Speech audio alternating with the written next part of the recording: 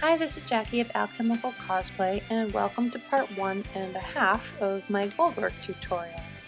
In part 1 of this tutorial, I walked through how I replicated a Goldwork look using the Premiere Plus embroidery software and the Pfaff Creative 4.5 embroidering machine.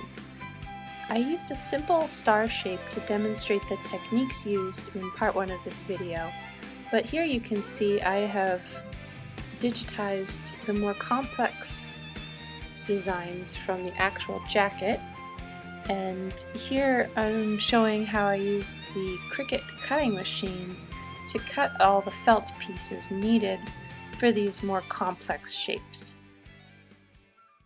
In order to get the perfect color for the lapels and cuffs, I used a silk fabric that wasn't ideal for hooping on its own.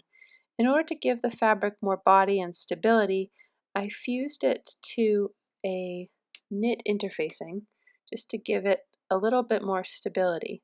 To make sure my fabric stayed extra stable on my tearaway backer, I used the spray bond adhesive across the tearaway interfacing and just pressed my silk and knit interfacing on top before hooping. This kept the fabric from bubbling or wrinkling as I was hooping it. Because I'm using metallic threads for this technique, I made sure to use metallic needles. These have a longer eye and a slightly different scarf and groove that allow metallic threads to slide through the needle easily without splitting or breaking as you embroider.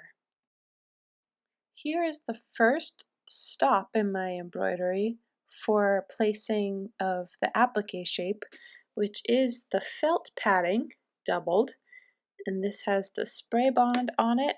So you can see I've kind of stacked those felt pieces, and then I'm placing them carefully on the placement line before starting the embroidery back up, and the machine will stitch around the edges and then fill it, same as we did in part 1 of this tutorial with the star.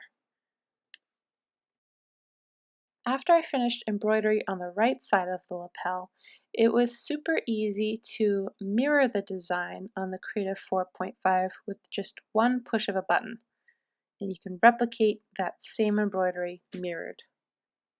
And because the embroidered collar piece of this jacket was too long to fit in a single hoop, I was able to use the precise positioning feature of the Pfaff to easily align the left and right sides of the collar so that after it was finished embroidering, you couldn't even tell that it was split hoops. It was a very seamless piece. Once all the embroidery is finished, I had a left and right cuff, a left and right lapel that matched exactly using the mirroring feature, and a collar that looked seamless but was actually two separate embroidery files and hoopings. After parking and removing the embroidery unit, the Pfaff Creative 4.5 is ready to be used as a traditional sewing machine. I used its sewing features to finish up this jacket with the machine-aided tailoring techniques that I will be showing you in the final part of this video tutorial.